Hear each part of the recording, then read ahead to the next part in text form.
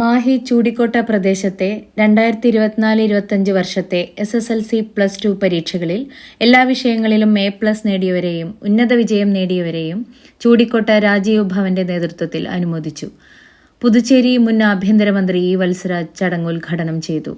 മാഹി മുൻ municipal vice chairman P Vinodan അധ്യക്ഷത വഹിച്ചു.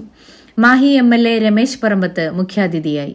നളിനി ചാത്തു, ഡോക്ടർ മഹേഷ് മംഗലാട്ട്, ജവഹർ ബാൽ മഞ്ച് സംസ്ഥാന secretary Ishani, Kallat Preman, PC Divanandan master എന്നിവർ ആശംസ പ്രഭാഷണം നടത്തി. അജയൻ പൂഴിയിൽ സ്വാഗതവും KM രവീന്ദ്രൻ നന്ദിയും പറഞ്ഞു.